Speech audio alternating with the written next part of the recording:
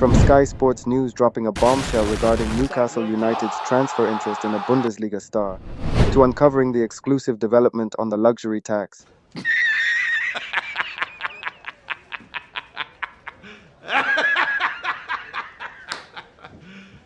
You serious? Maybe clubs could be fined instead of giving points deductions. It was this idea of something called the luxury tax, where Manchester City, Newcastle, for example, who might think, well, let's. To revealing the hidden clause in Lewis Hall's contract, to Dan Ashworth set to stay. Me personally, I wouldn't take this level of disrespect. Join us as we break it all down.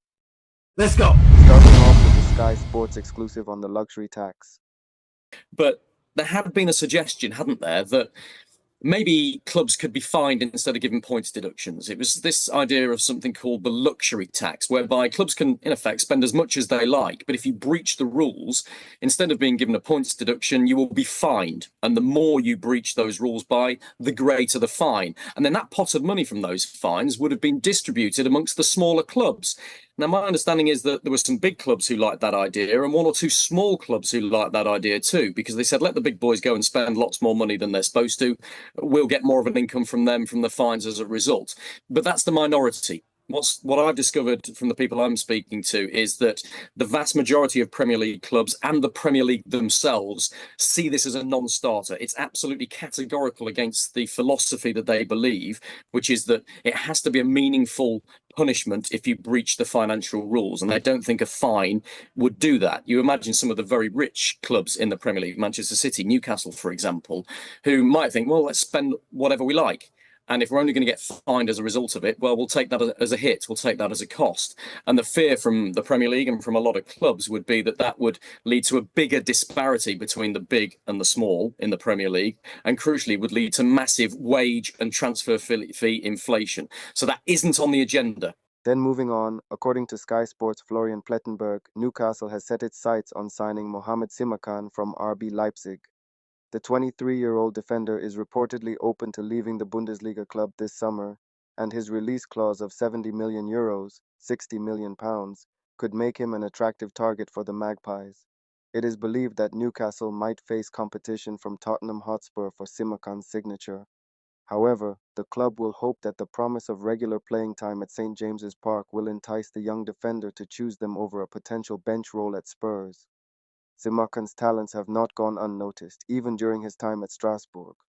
Francois Keller, the reserve team manager, spoke highly of the player, describing him as a phenomenon and drawing comparisons to French international Raphael Varane. If Newcastle can secure the signing of Simakan, they would be acquiring a player who possesses athleticism, power, composure, and assurance, capable of filling the void left by the injured Botman and making a significant impact in the upcoming season.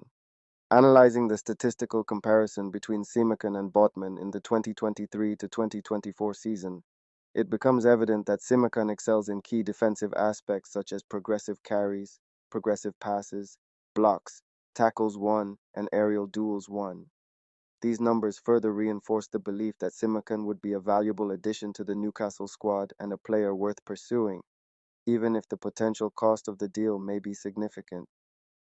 With the summer transfer window drawing closer, Newcastle would be wise to act swiftly and decisively in their pursuit of Mohamed Simakan to fend off competition from other interested clubs.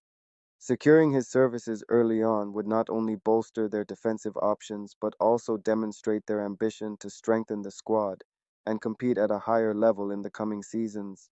Then, Newcastle United fans have been longing for a solution to their midfield conundrum, particularly the absence of a solid defensive midfielder, which has been a glaring gap in their squad this season.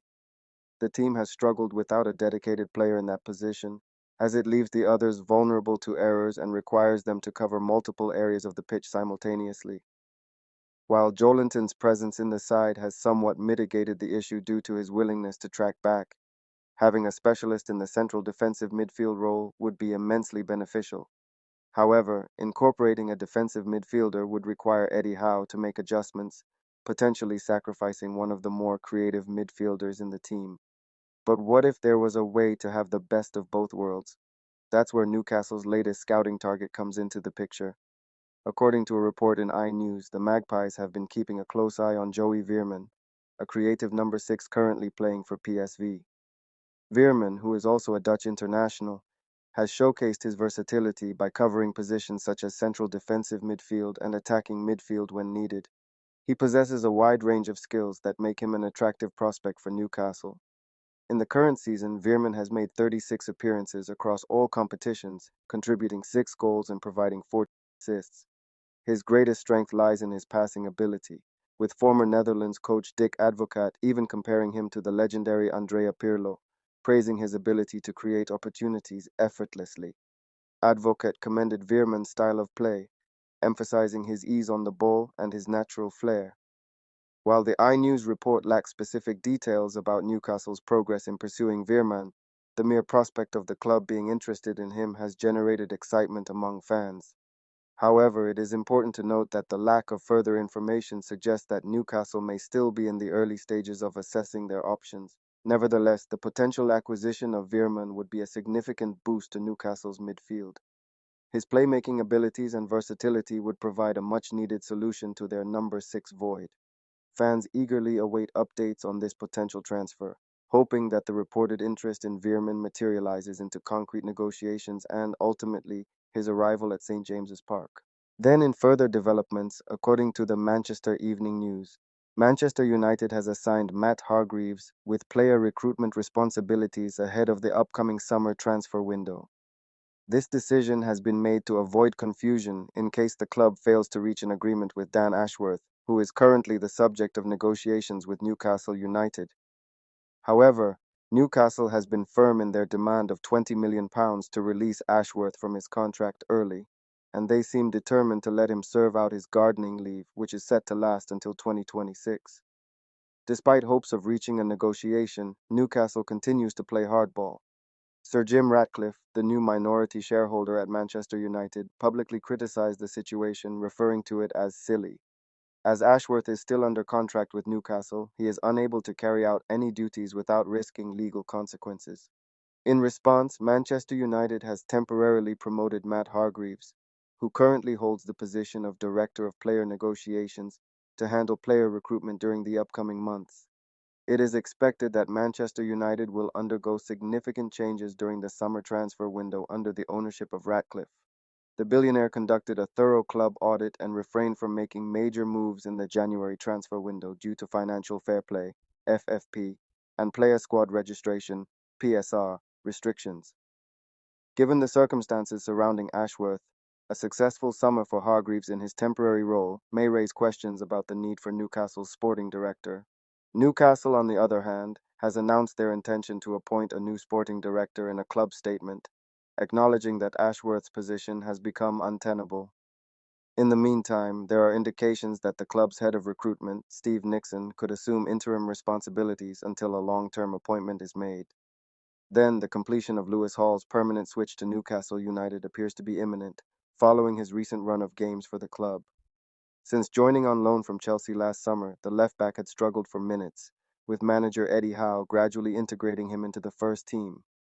However, due to a string of injuries to key players such as Kieran Trippier, Tino Livramento, Sven Botman, Jamal Lascelles, and Matt Targett, Hall has impressed in recent matches against Everton and Fulham. The terms surrounding the 19-year-old's loan to permanent transfer have been a topic of discussion, with a reported fee of £28 million mentioned.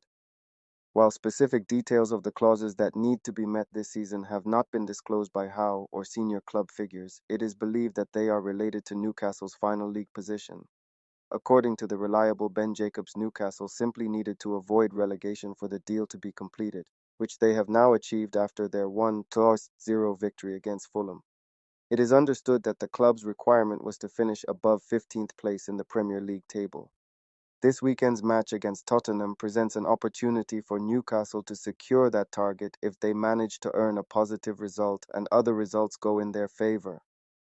Currently, they hold an 18-point advantage over 15th placed Brentford, who can only accumulate a maximum of 18 points from their remaining 6 games. Throughout the loan spell, there has never been much doubt about Hall's permanent move, as Howe consistently expressed his long-term vision for the player. Despite the initial nature of the loan, Howe has always seen Hall as a long-term acquisition for Newcastle.